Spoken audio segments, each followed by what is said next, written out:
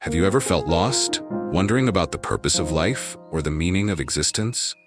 Today we'll explore a timeless story from the great Persian poet Attar of Nishapur, The Conference of the Birds, a beautiful allegory about finding the divine and understanding oneself. Attar of Nishapur was a 12th century Sufi poet and mystic.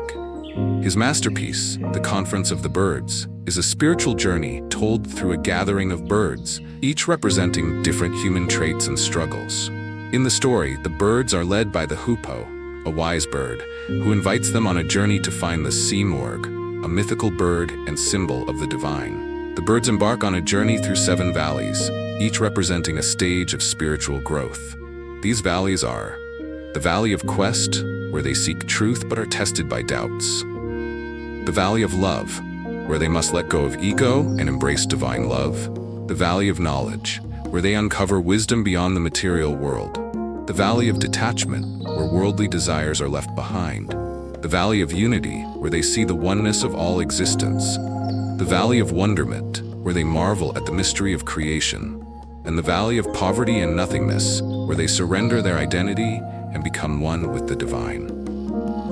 Many birds give up along the way, overwhelmed by fear, attachment, or pride. Only 30 birds complete the journey.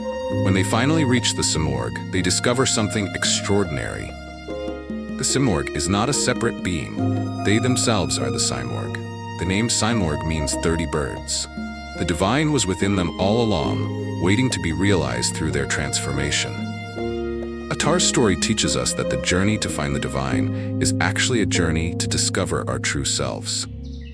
The obstacles we face are not barriers, but steps leading us closer to enlightenment.